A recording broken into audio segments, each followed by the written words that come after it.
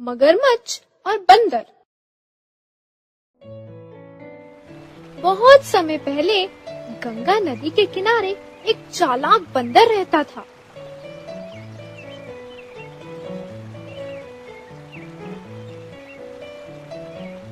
उसी नदी में दूसरे किनारे पर एक मगरमच्छ भी अपनी पत्नी के साथ रहता था।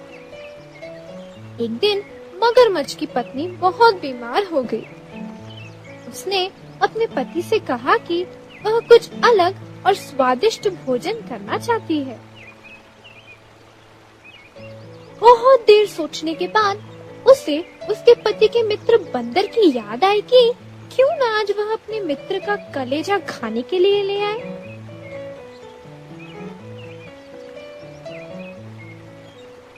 मगरमच्छ को कुछ भी समझ में नहीं आ रहा था कि वह क्या करे,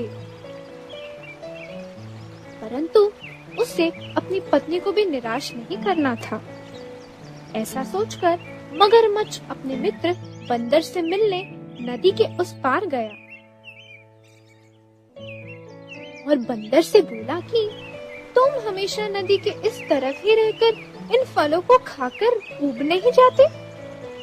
आओ, आज मैं तुम्हें नदी के उस पार ले जाकर बहुत ही पके और स्वादिष्ट फल खिलाता हूँ। बंदर ने कहा कि यह नदी बहुत ही बड़ी है, मैं कैसे उस पार जा पाऊंगा? मगरमच्छ ने कहा कि मैं आपको अपनी पीठ पर बिठाकर नदी के उस पार ले जाऊंगा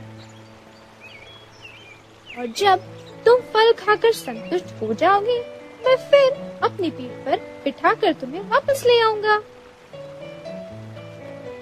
ऐसा सुनकर बंदर उसके साथ जाने के लिए तैयार हो गया और मगर की पीठ पर बैठकर नदी को पार करने के लिए चल दिया।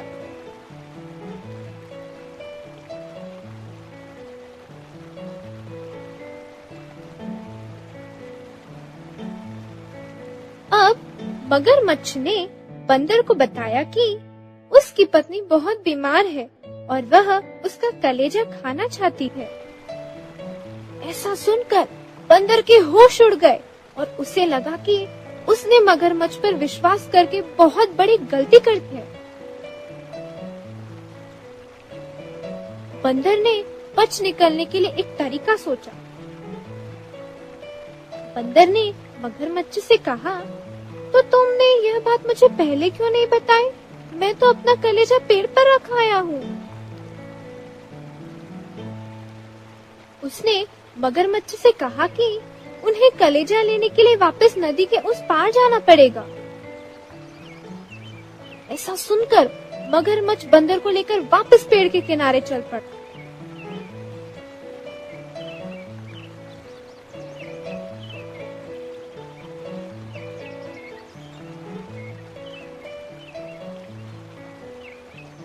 जैसे ही बंदर पेड़ के ऊपर गया, उसने मगरमच्छ से कहा कि हे मगर, आपका शरीर जरूर बहुत बड़ा है, परंतु आपके पास दिमाग नहीं है। अब मगर को समझ में आया कि बंदर तो उसे ही बेवकूफ बनाकर बच निकला और उस दिन मगर को खाली हाथ घर वापस जाना पड़ा।